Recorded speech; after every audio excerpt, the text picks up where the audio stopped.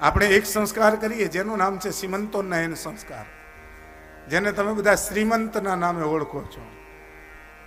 આપણે બધા શું કહીએ છીએ? શ્રીમંત. અને હવે એનું નામ આખું પલટી નાખ્યું, બેબી શોવર.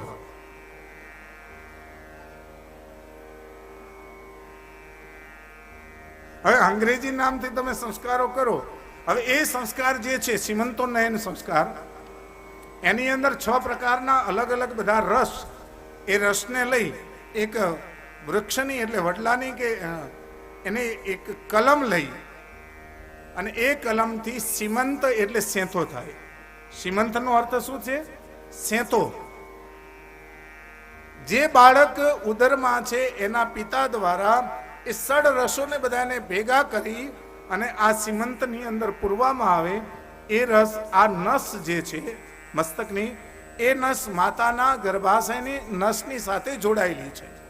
એટલે પ્રથમ બાળક જ્યારે થવાનું હોય ત્યારે સીમંત એટલે આ જે સેંતો છે એમાંથી બ્રહ્મના સંસ્કાર દીકરામાં પૂરવામાં આવે, જેથી કરી આકાશમાંથી બ્રહ્મનો સીધો સંબંધ સીમંત સાથે થાય અને સીમંતનો સીધો સંબંધ આ નસ અને તમારો દીકરો ઉદરની અંદર ઊંધો સૂતો છે.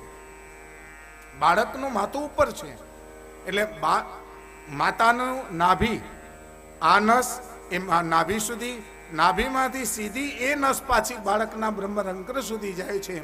અને માતાના સીમંતને જ્યારે શુદ્ધ કરવામાં આવે છે ત્યારે એ નસના દ્વારા થઈ અને માતાના નાભી દ્વારા થઈ, માતાની નાભીમાંથી બાળકની નસ દ્વારા થઈ અને બ્રહ્મરંધ્ર બાળકનું જે હોય ત્યાં સુધી પહોંચાડી અને એ બાળકનો સંસ્કાર કરવામાં આવે. પ્રશ્ન થાય કે પહેલો જ વખત ખોળો ભરવામાં આવે, 2 વખત કેમ નથી આવતો? તો સંસ્કાર જે છે એ ધર્મપુત્રના હોય અને પ્રથમ પુત્ર જે હોય એને શાસ્ત્રમાં ધર્મપુત્ર કહેવામાં આવ્યો છે.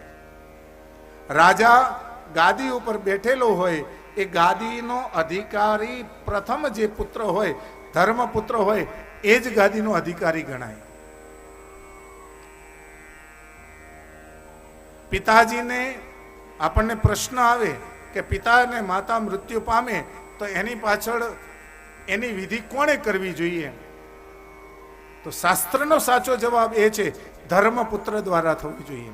આપણે તો એક વાત જોડી નાખી, વચલો વાસમાં ન હાલે.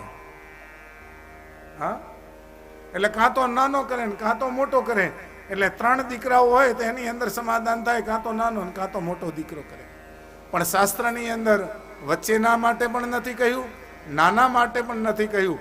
શાસ્ત્રની અંદર તો એમ જ કહ્યું છે પારસ્કર ગુહ્ય સૂત્રમાં કે માતા અને પિતાના અંતિમ સંસ્કાર જો છે એ ધર્મપુત્ર જ કરે અને એ ધર્મપુત્રના દ્વારા આ બધું જ કરવાનું છે. એટલા માટે સીમંત આદિ જે સંસ્કારો છે, પ્રથમ સંસ્કાર એ બાળકના કરવામાં આવે. અને જો પ્રથમ પુત્ર તમારો સુસંસ્કૃત હશે, સંસ્કૃતિવાળો હશે, સંસ્કારી હશે, તો બીજા દીકરાઓ પાછળના તમારી પાછળ કરે કે ન કરે, પણ મોટો દીકરો 100% તમારું કરશે, કરશે અને કરશે.